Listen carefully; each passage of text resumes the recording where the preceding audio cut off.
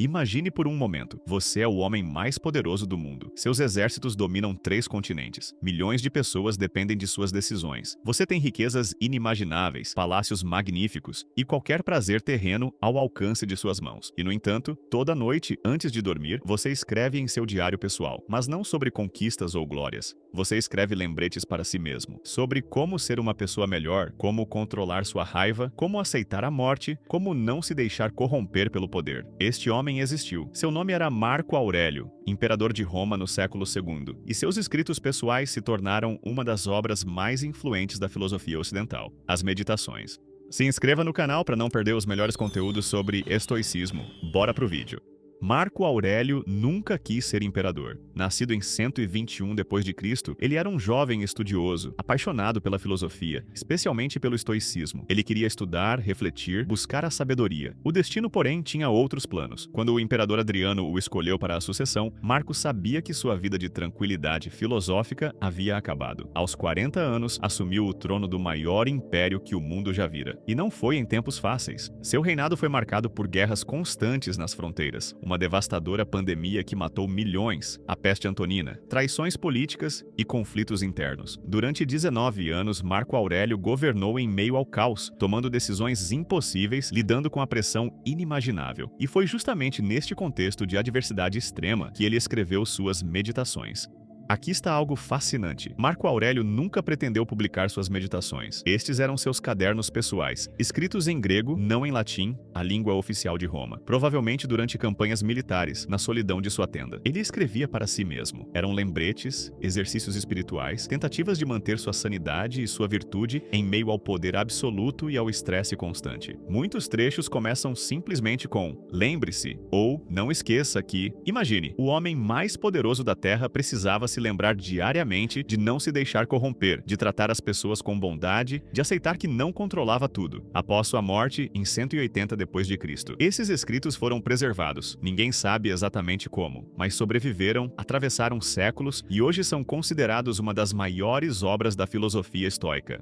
Uma das ideias centrais que Marco repete constantemente é a distinção entre o que podemos controlar e o que não podemos. Ele nos lembra que controlamos apenas nossos pensamentos, julgamentos e reações. Todo o resto, a opinião dos outros, o clima, as ações alheias, até nossa própria morte, está fora de nosso controle. Parece simples, mas pense na profundidade disso. Um imperador que literalmente comandava o mundo conhecido, escrevia para si mesmo sobre os limites de seu controle. Ele entendia que mesmo com todo o seu poder, não podia controlar se seria traído, se venceria todas as batalhas, se viveria até amanhã. E se ele, com todo aquele poder, precisava aceitar isso, quanto mais nós?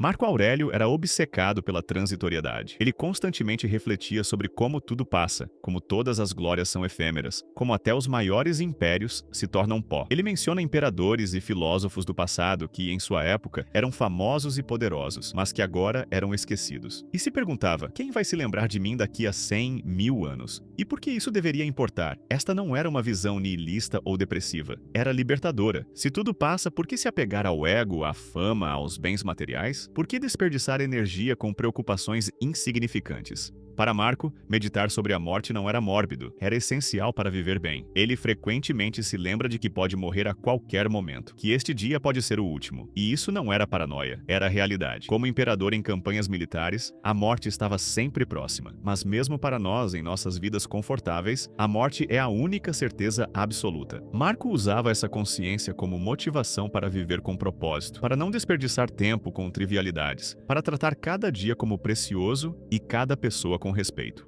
Um tema profundamente bonito nas meditações é a ideia de que todos fazemos parte de um todo maior. Marco via a humanidade como um único organismo, onde cada pessoa é como uma célula no corpo. Isso tinha implicações práticas. Se alguém o prejudicasse, Marco tentava não sentir raiva, mas compreender que essa pessoa também fazia parte do todo, também estava tentando fazer o que achava certo, mesmo que equivocadamente. Ele se perguntava, o que significa um membro do corpo estar zangado com outro membro? Seria absurdo. Da mesma forma, era absurdo estar em conflito constante com nossos semelhantes. Marco Aurélio não desprezava os prazeres da vida, mas entendia que não deveriam ser nosso objetivo principal. Nosso dever, nossa contribuição para o bem comum, para a justiça, para a virtude, isso sim importava. Ele acordava de manhã, às vezes relutante, e se lembrava: levantei-me para fazer o trabalho de um ser humano. Mesmo cansado, mesmo desanimado, ele tinha responsabilidades, e cumpri-las com excelência era o que dava sentido à vida. O que torna as meditações tão tocantes é que vemos um homem lutando. Marco não era um sábio perfeito dando lições do alto de sua sabedoria. Era alguém imperfeito, lutando diariamente para ser melhor. Ele confessa suas frustrações, sua dificuldade em acordar de manhã, sua tentação de procrastinar. Ele se irrita com pessoas, se preocupa excessivamente, duvida de si mesmo e escreve para tentar superar essas fraquezas. É justamente essa vulnerabilidade que torna o livro universal. Não são lições de um Deus para mortais. São reflexões de um mortal para si mesmo que ressoam em todos nós. Quase 2000 anos depois, por que as meditações ainda importam? Porque os desafios humanos fundamentais não mudaram. Ainda lidamos com ansiedade, medo da morte, frustração com coisas fora de nosso controle, a tentação de buscar validação externa, a dificuldade de ser virtuoso quando é mais fácil ser egoísta. Em nossa era de redes sociais, comparação constante, busca incessante por mais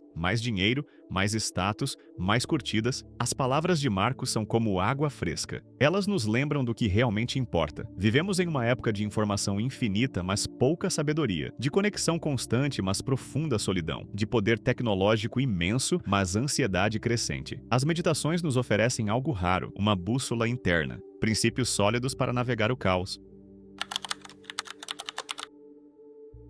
Marco Aurélio morreu em 180 d.C., provavelmente vítima da peste que assolava seu império. Suas últimas palavras foram simplesmente: vá para o sol nascente, eu já estou me pondo. Ele foi o último dos 5 bons imperadores de Roma. Após sua morte, o império começou seu longo declínio, mas suas palavras sobreviveram. Hoje, líderes, atletas, empresários, estudantes, pessoas comuns ao redor do mundo leem suas meditações. Buscam nelas força para enfrentar adversidades, sabedoria para tomar decisões difíceis, perspectiva para não se perder nas trivialidades. O livro nos ensina que grandeza não está em acumular poder ou riqueza, está em como respondemos às circunstâncias, em como tratamos as pessoas, em quão fielmente vivemos nossos valores, mesmo quando é difícil. Marco Aurélio tinha tudo que o mundo podia oferecer, e ainda assim, o que ele mais valorizava era algo que ninguém podia tirar dele: sua integridade, sua razão, sua capacidade de escolher como responder à vida. No final, a mensagem das meditações é simples, mas profunda. Você pode não controlar o que acontece com você, mas sempre controla como responde. E nessa resposta está toda a sua liberdade, toda a sua força, todo o seu poder. Um imperador romano de 2000 anos atrás, escrevendo à luz de velas em uma tenda militar, nos deixou este presente: a lembrança de que, não importa quão difícil seja a vida, sempre temos uma escolha.